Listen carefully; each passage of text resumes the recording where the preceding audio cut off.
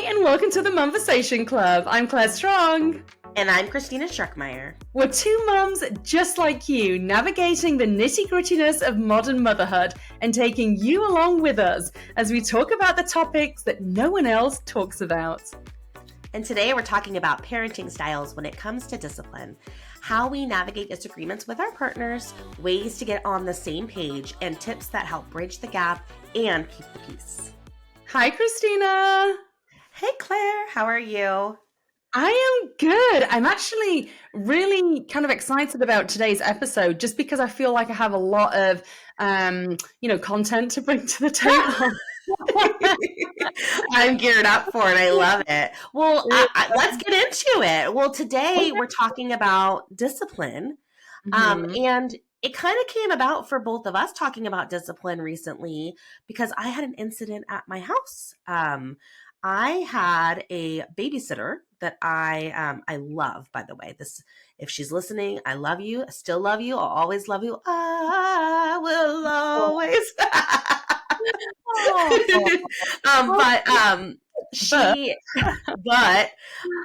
She has babysitted for my youngest since she was probably like 5 months old.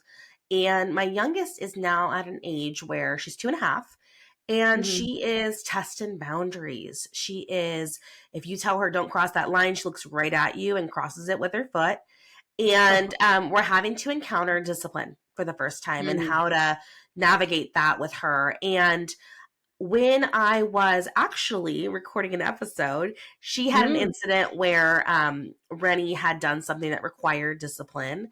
And as a solution to that, had decided to put soap in her mouth. Oh my God. Yeah. Really? Yes, That's really. Very old-fashioned and extreme. I thought she was joking. We talked because after I get done with, working or whatever, and she not at all related to this incident, but like she no longer babysits for us because she got a job somewhere else. But like she, at the time when this happened, like we talked about it because like every babysitter situation, you do the recap of how did it go, and they eat, blah, blah, blah, blah, blah. And she just kind of casually brought it up, and I went, scooch that back. What happened? She let me know that she had not a whole lot, but enough, put soap in her mouth. And I let her know that's not something we do over here at all. And as I was recapping with my husband about what had happened that day, I ran into him agreeing with said babysitter. What? And being like, God, maybe it's not a horrible thing. She stopped doing what she was doing. And we had to have a conversation about discipline and obviously our disagreement with that, because we all run into it as parents. If you're having a situation where you're raising children alongside someone else, you're going to have just different, views of this. You're going to have ways that maybe you were brought up, things that maybe you want to bring into your parenting, things that you don't. And I think we all run into this, right? Like maybe not so overtly with the soap, but like we all run into this moment where you go, oh crap, we have different ideas on this. Yeah, absolutely. But I want to know, let's go back to the soap incident. So I think that's shocking. I'm with you. I think that's shocking. Kind of like barbaric.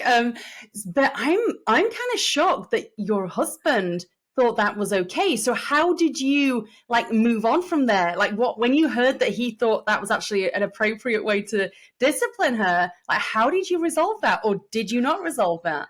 Well, I mean, obviously I shut that shit down because I was like, we don't do things like that. We're, we'll get into this, but we don't, spank heavily. We don't do, corporal punishment. We don't do soap in the mouth or other versions of that, like jalapeno sauce and things like that. I just don't think it helps the situation. And I don't think it's a solution that I always think about. This little person is a person. And would I be okay with that? Would I want someone, if I'm not agreeing with them, to put soap in my mouth? And the answer is no. So we talked about that. And, he's brought it up as a joke here and there of she might stop doing that behavior if we get back to the soap like so-and-so did.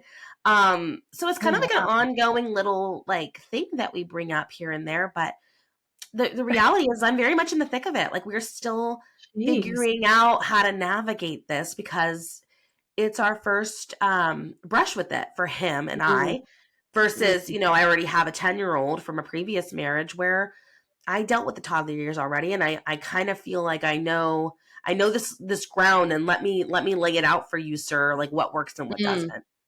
Maybe try the soap with him. I get a little spray bottle of like soap because we don't have a bar of soap either. So it was like a No, pump you of don't. Myers in her mouth. Yeah, I feel so yeah. bad. But Oh my God. I'm like, next time you're sleeping, maybe I'll just pump of that lemon mint into your mouth and see how you I feel. would. And then, readdress the situation from there. Oh my God. Well, so I think here's the thing. I think for most partnerships, both partners, in a lot of cases anyway, have had different experiences of parenting when they were childs or children themselves. And Yeah. so, and unless you are coming from a very similar background to your partner, um, I think you're going to have differences. And even if you do come from a very similar background to your partner, your parenting style may be different to your parents. And so I think I'm really pleased we're discussing this today, because this Yeah. is something that I know goes on day in, day out in families and households across the world, not even just here in the US, because, I speak with my friends and my sister-in-law back home in the UK all the time, and they're always telling me about parenting issues that they've run into with their partner, that they didn't feel like they were backed up over this particular incident, and their partner didn't think it was as big of a deal as they thought it was. And so this is something that's really, really common. And actually, with both of so my ex-husband, who is the dad to my girls, and with my husband, we were brought up very differently.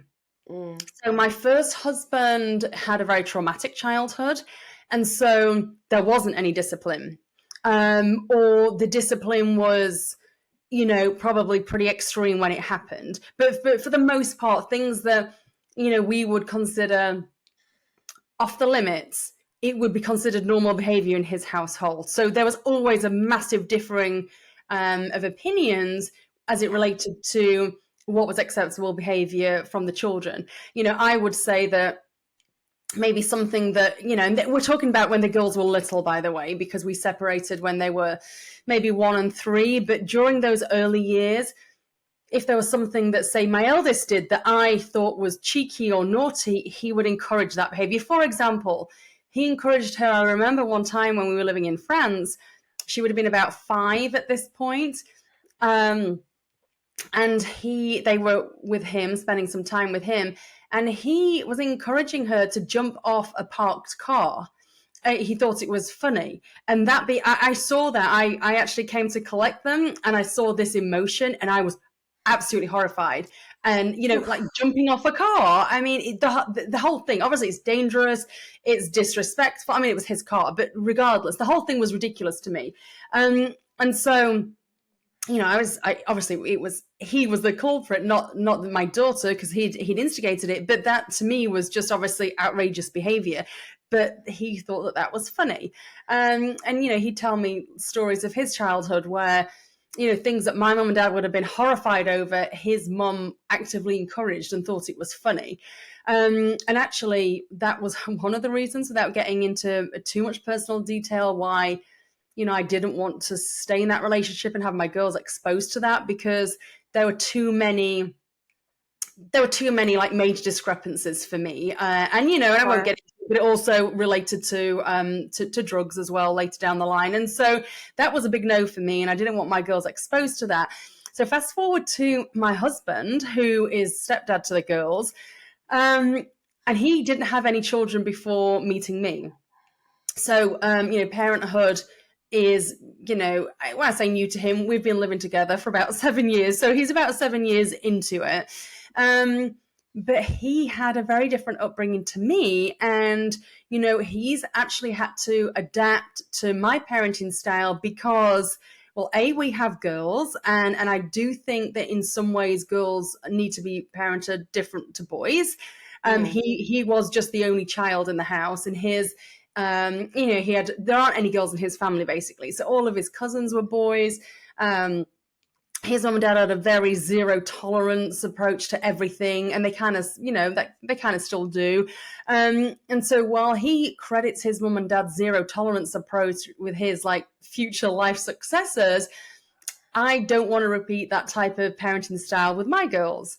And so, for example, some of the things that I will maybe react gentler to, he'll say to me, kind of later on or when the girls aren't around, is like, if I'd have done that, my, dad would have he'd have like hit me, or my mum would have spanked me, and I would have been grounded for months, and I would have been like terrified. And like, yeah, but that's not how I parent. Like, I don't smack my girls. I've never hit the girls. And the reason, I just think that you mentioned earlier, we're raising humans, we're raising people. And so for me, the reason I don't ever get physical with my girls is because if I'm telling them that they need to grow up to be, emotionally intelligent human beings and not to do that type of thing to each other, am I then going to, correct a situation by hitting them? It just muddies the lines. And so they're, especially because my girls are teenagers now, they'll be like, how, you can't tell me to not hit my sister when you've just hit me. It just doesn't make sense. And I don't want them to resort to violence, basically, to sort out their issues. I want them to be equipped with the skills verbally and emotionally to be able to deal very effectively with situations. And so, some people might be like, oh my God, he's overreacting, a smack never hurted anyone, never hurt anyone, but it's just not my style. And in fact, I do remember there was one occasion when my youngest was little that my dad actually used to have her a lot, because I was working at the BBC and I was doing, crazy hours because I was a news anchor. And my dad's great with the girls, by the way. He's such a kind guy. Anyone that knows my dad loves him. But he would have Eva most days for me while I was at work, unless she was at preschool. And one day he smacked her. He like tapped her on her bum because she'd been cheeky. And, and I did say to my dad, listen, we're not doing that. He's like, well, I told her, I gave her so many warnings. She was really testing me, but we don't do that. That's not how I parent. So you cannot parent like that. My brother, on the other hand, he has a different parenting style. So we were raised by the same parents in the same household, but I'm not saying he hits his kids all the time, but with his boys, sometimes he will discipline them by, smacking them. And that's just, that's up to him, but that's not how I parent.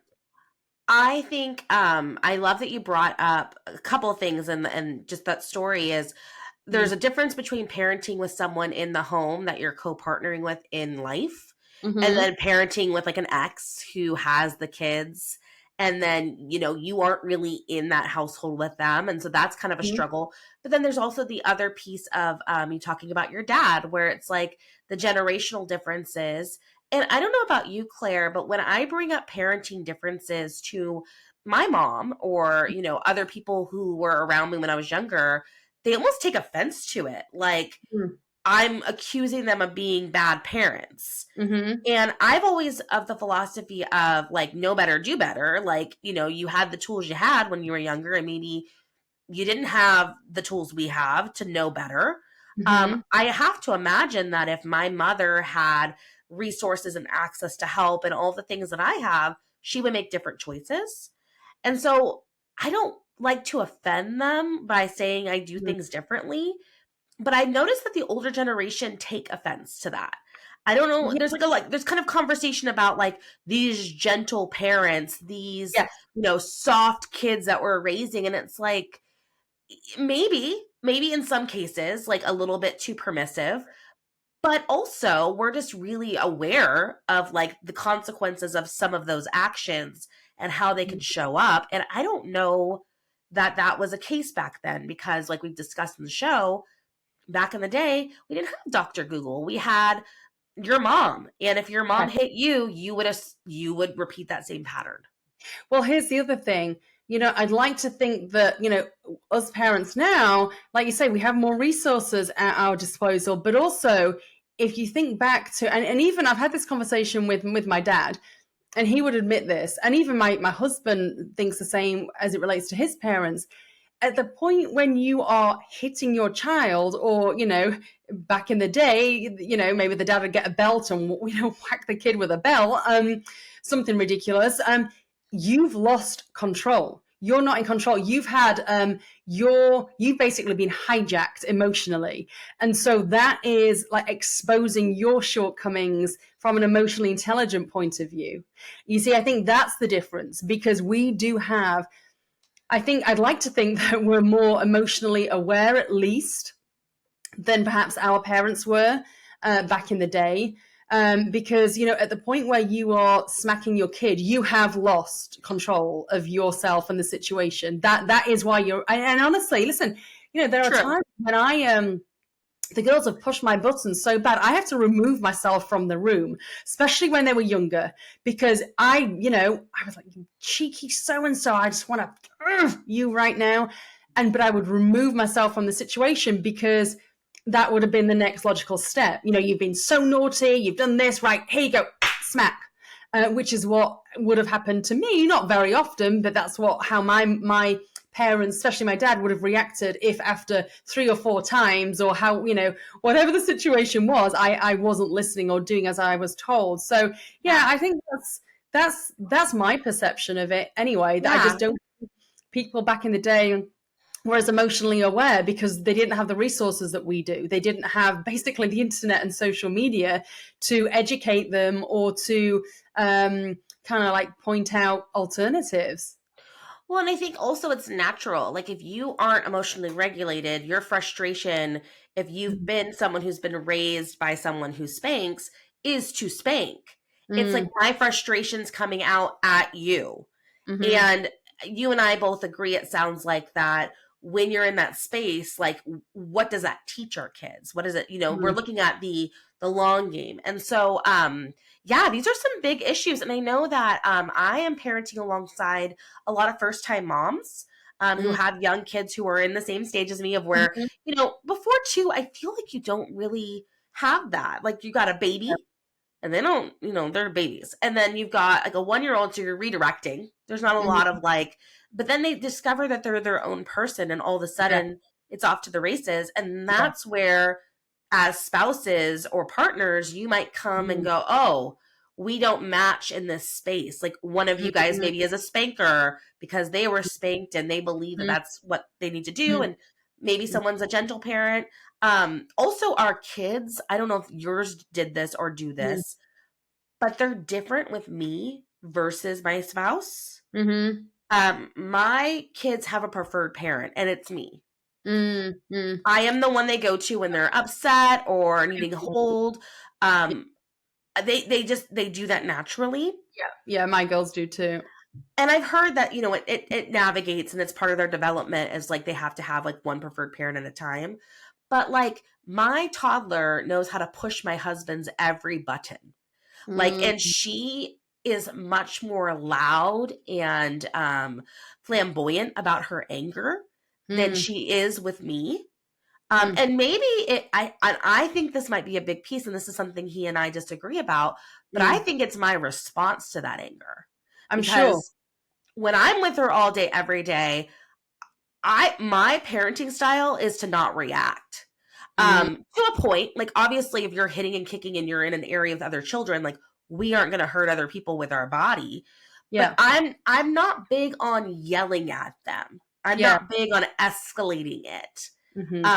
Especially because baby number 2, like, with the first kid, I feel like I did do that a bit, and it did not get me anywhere. No, it doesn't. It heightened everything up. And I tell you what else it does. It exhausts you. Yes. You are exhausted. If you get in a yelling match with your kid, you are just so exhausted. You're emotional.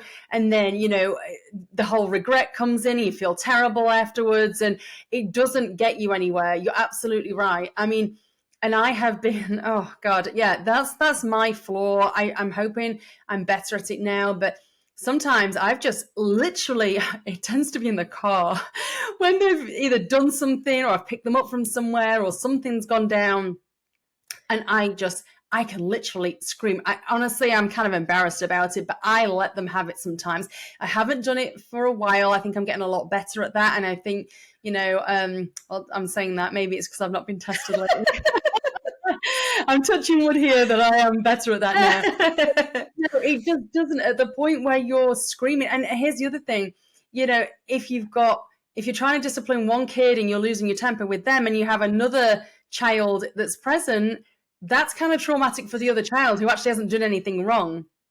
I know, Yes. if I into it with one of my children and the other one wasn't, involved in any way, they have a physical reaction. They have a headache, they get stressed, and I'm creating, and that's all my creation, because even though obviously there was a trigger to my reaction caused unnecessary drama and stress. And so I think if we can keep calm, and here's the other thing, in my experience, in the heat of the moment, you can't get your point across anyway, because that person's emotionally hijacked or whatever. So surely it's better to let the situation calm down and then revisit it and say, hey, so going back to what happened earlier. I know you've got your children are younger than mine, but that's the kind of approach I would have with my two now. So earlier we need to talk about it. That wasn't okay. It really upset me, or it put yourself in danger, or whatever it may be.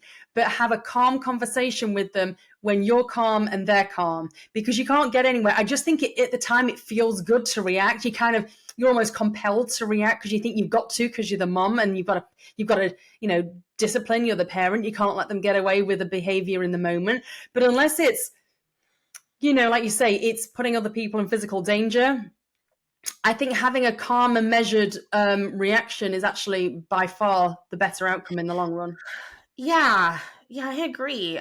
But I think, again, a lot of parenting, when you're not fully able to take a step back and you're overstimulated and tired, and you go right to your just normal reaction and not the chosen reaction. And I think reactionary parenting is not great. You want to be in that, able to pull back and do the things you're doing. So today, I wanted to talk a little bit about how to coexist with your two different parenting styles, because as parents, if you have someone alongside the ride, if you're not doing it by yourself, like a single mom, like we've done before, you kind of have to coexist with this person and figure out a way that presents a united front to your kids. And I have a really hard time with that, Claire. I don't know if it's the single mom prior situation, but it's a lot of let me do it. It's, I do it better. Let me get in there. I don't need your help. Or shutting him out in some way of being you can never handle this. Let me step in. You're yelling. I really dismiss him in front of the kids. And I'm working on that, because it is such a, I think it comes from the previous situation where I had to do that. So I do think it's funny, and we should do another episode on this, but certainly those years that I was a single parent really did color me. It made me a lot tougher. And also I think you turn into a little bit of a control freak without even realizing, because it is all down to you. And so as it relates to new relationships and co-parenting with someone else, you feel that you know better, because, well, of course you do, because you've been doing this for longer than your partner has. In that same vein too, Claire, I have heard this from stay-at-home moms. They're the ones at home in the thick of it, in the trenches, and they've got their husbands who are not doing this day in and day out, coming in with maybe a discipline style that they believe is better. But you're like, who the hell are you? You know, you haven't been here all day, sir. I'm the one. And so it's not exclusive to single parents. It's also... And I speak with my sister-in-law most days. She's back in the UK, and her husband works away a lot, and she feels exactly like that. He's gone the majority of the time. She's holding down the fort with 4 kids, and she's got kids kicking off, and she's having to do all of it on her own. And then he waltzes in, and everything's great. Oh, dad's back, the fun's about to start, and then she's kind of resentful, and I see that. And then just to, something to illustrate as well, just how difficult this co-parenting can be, whether it's the biological father of your child or not. Again, my sister-in-law was telling me about an incident, which I'm sure is very common, especially among parents with teens. But, something as minor, if you like, as taking the phone off your teenager because they've either been on it too much or their behavior hasn't been great that day.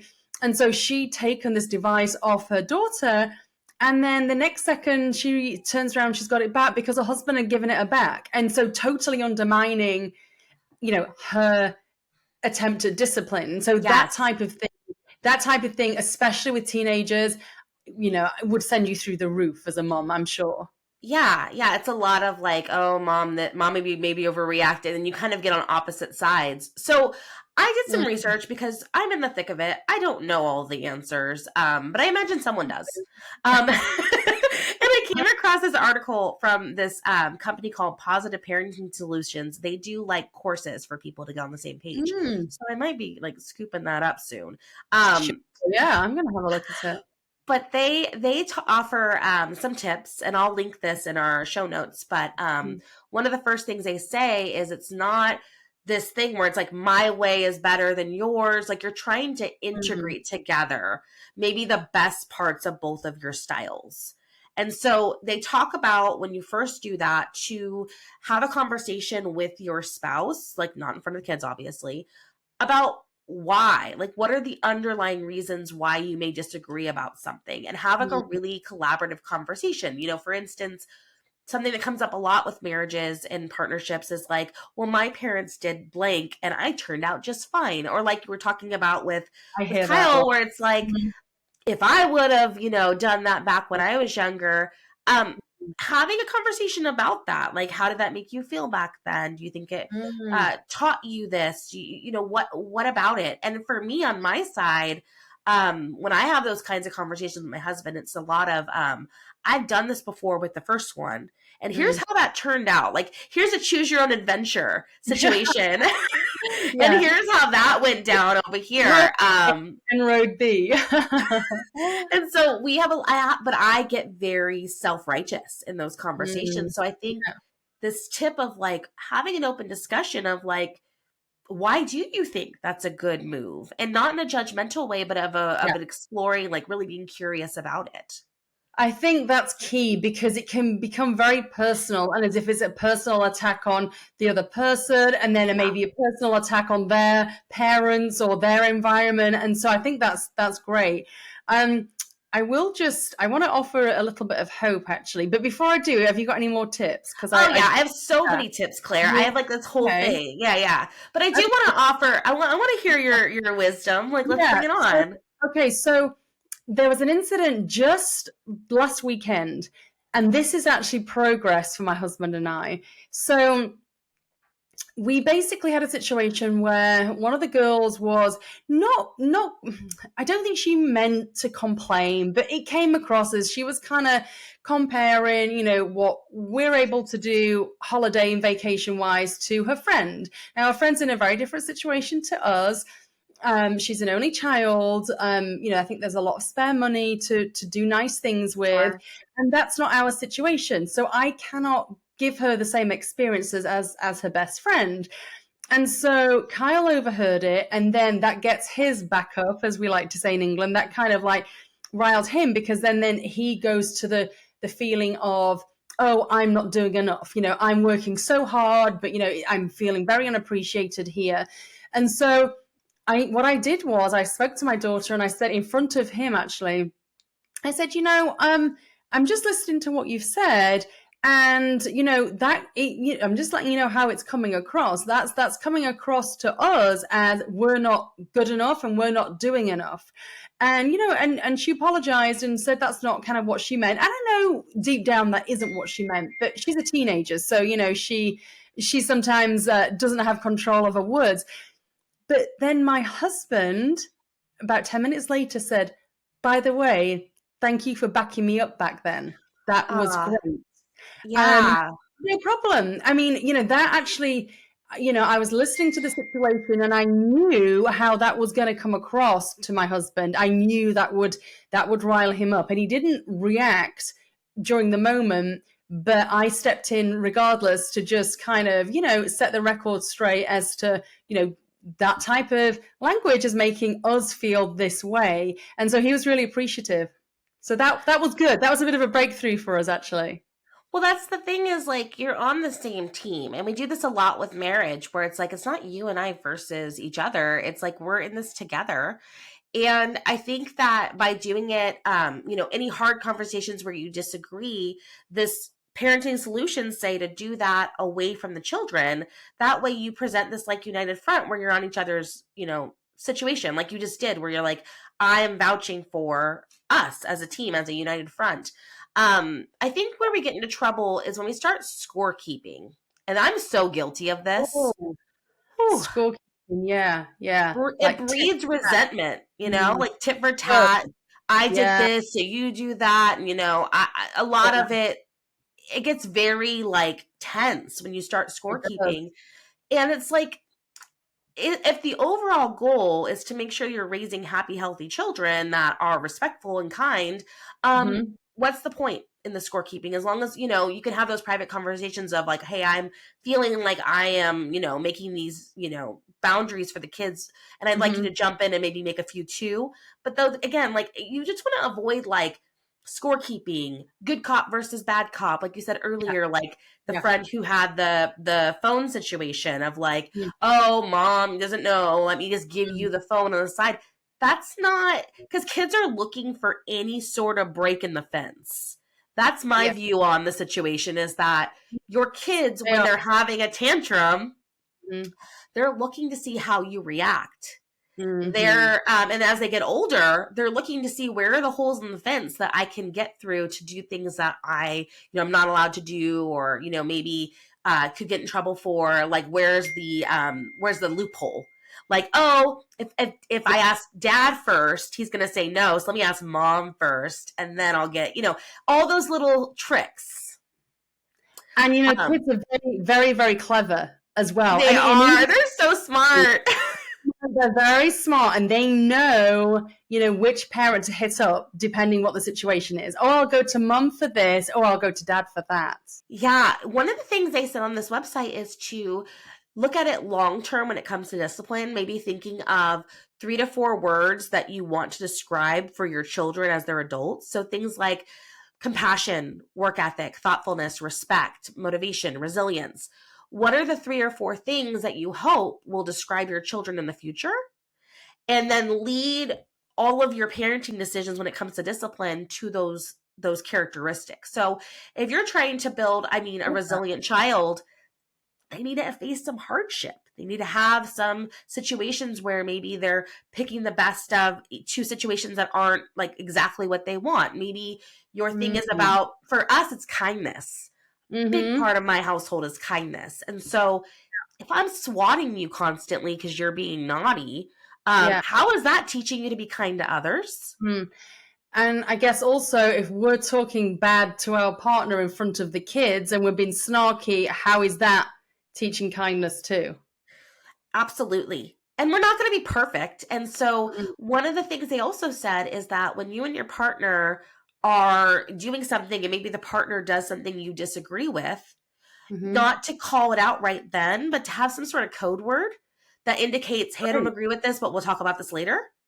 So that way they know in that moment that that's not something that you're earmarking that. Like we will discuss that later, and not in a way where it's like, I'll see you after class or whatever, but like more so like we need to get on the same page about this. So not like a word like asshole, I guess. No, that's not our code. Our code word is asshole. You prick. No, I do like that because again, it's acknowledging, and this is not just as it relates to disciplining your kids and being on the same page. This is with, kind of bad behavior in general. It's my therapist at least has told me to acknowledge in the moment and make sure that person is aware that that behavior is not okay, but that it's not the appropriate forum to discuss this. So we're going to discuss it later, but I noticed that and that's not okay. So we'll discuss it later.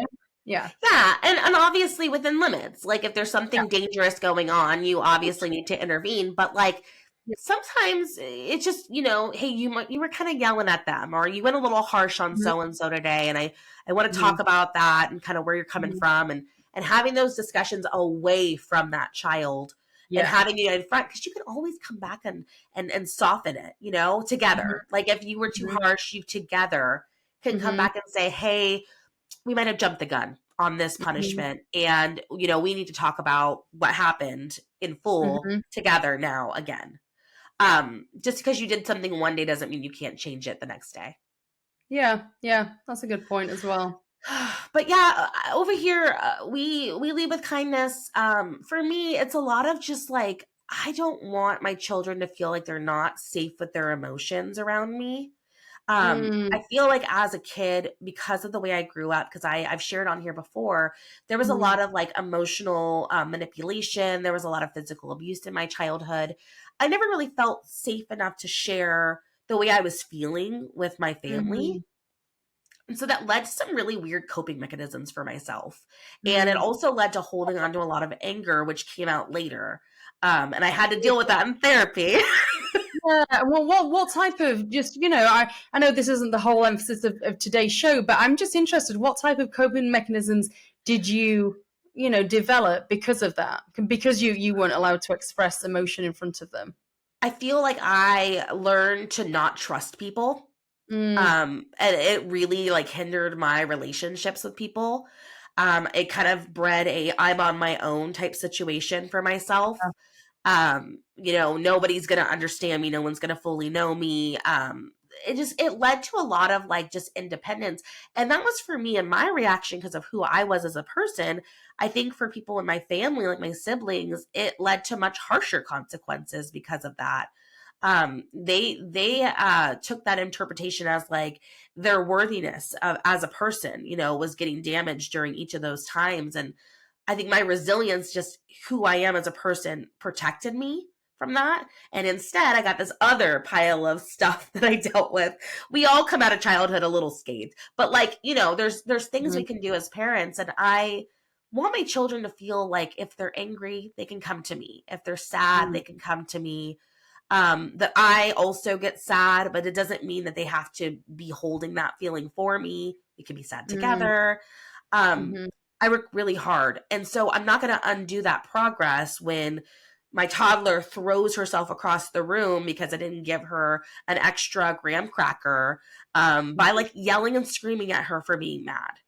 mm, Um, I respond to things like that because, again, I have a toddler and not a teen who tries to sneak things mhm, around me. I may be mhm. different later, but right Yeah. now, right now, I usually go sit by her and I'll say, "Hey, Mhm, you look like you're really upset about the graham cracker situation.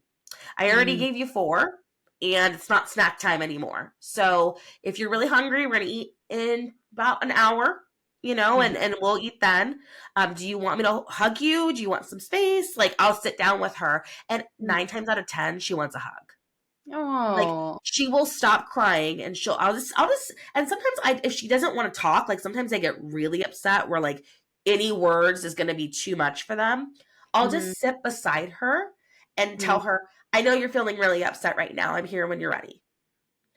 And mm, just stand there. And so my spouse and I are working together on figuring that out, because mm, sometimes that can come across permissive, and like I'm allowing her to throw fits, and that I'm mhm, allowing her to be outwardly upset, and I should control that behavior.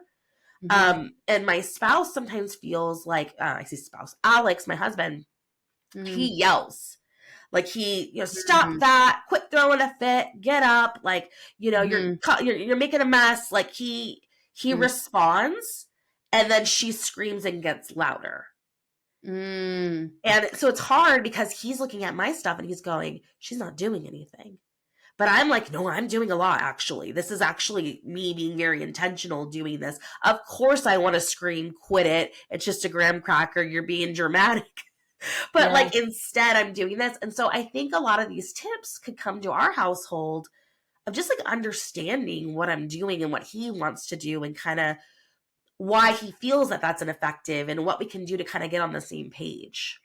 You know what I'm hearing from everything that you've just said, and I'm thinking back to my own situation. The key here is open communication with your partner and a safe space to both be able to express your opinions and your version of, you know, parenting basically, and then come together and find some common ground and a parenting style, a disciplining style that you can both agree upon. Yes, yes. And you know what's really interesting is we have an older daughter who's on the autism spectrum. Mm-hmm. And when it comes to handling her meltdowns, we are such a united front. We go to lessons with her ABA therapy person. We are very thoughtful in the way we respond to that. When one of us is being overwhelmed, we'll tag out and the other person goes in. But Mm. when it comes to our neurotypical child, we go right back to factory settings. And I found that so interesting. I'm like, why are you like, do you remember how we don't disrupt the meltdown? She is having it. The toddler is feeling the emotions at the same level the older one is. She just doesn't have like all the words yet. That's really interesting. So you were almost putting higher expectations on your younger one as far as behavior and what's acceptable Yeah. and what's not. And then when she crosses that line, it sounds like your husband's just kind of like losing it because she should know better. You know, why are you doing this? And whereas with your eldest one, he's been more, you know, constrained and calm when dealing with her meltdowns. Yeah, it's just interesting. But here's the thing, girl. Mm, This is kind of my final thought on my discipline piece is it feels so good to watch her model that for other kids. Like, mm, I noticed the other day we were at a play group and there was a kid that didn't want to sit in the circle and she was really upset and like I don't know what was going on, but she clearly just didn't want to be a part of the play group. She went to the kitchen area and she was mhm. crying and like outwardly upset. And my little one like looked around, saw a stuffy, picked it up and walked over to her and said, "Are you sad?" and gave it to Oh, her. oh, that's so And lovely. I'm like, that's why I'm doing what I'm doing. Cause she's not like, that kid needs to get it together. She's like, oh, she's having some hard feelings. She's having a hard time, is what I usually say when people are upset. Oh, they're having a hard Mhm. time right now. But like, I don't regret that. The fact that like maybe it looks kind of permissive and I'm being a gentle parent and like raising soft kids, but like, I think we need more of that. I think we Mm. need more people that go, oh, this person's clearly upset. How can I help? Yes. No, I love that. And that is just such a lovely note to end on that, you know, so what you're doing is working. I mean, you know, even in your toddler, she's already modeling that behavior. So that's great. That says to me that you're doing the right thing. You're doing a great job. I just need to get collaborative with my partner. So these tips are going to really help. I'm going to take them. I'll report back. What's that website again? I'll link it in the show notes. But I just think Okay. and there's so much I can learn from him too. If I Mm. just put down my sword during these moments, because I'm so protective, I'm like, don't mess Mm. up the creation I'm building. I Mhm. made this person out of my body. She's now here, and I'm trying to mold her into the best person I can. Mhm. And anybody who gets in that way, I get very protective and want to swat away. And I have to remember that again, that person's alongside with me building this life, and maybe some of the things he has to say are valid. I don't know. I'll try and listen next time. Just maybe the odd one or two. But we'd love to hear from you guys. You know, this is something that I think is universal. A lot of couples, a lot of people that are raising kids together have different parenting views when it comes to discipline. Share your stories with us. DM us. We'd love to hear, you know, about your experiences and what you find, you know, the situations that really spark controversy, and then the times that you've actually really come together as a partnership and worked this out. So we'd love to hear more. And that brings us to the end of another episode of the Momversation Club. And if you've enjoyed today's show, please don't forget to subscribe, like, and leave a review. Yeah, and we really hope that today's episode has helped you to feel more seen and less alone in motherhood. Until next time, bye for now.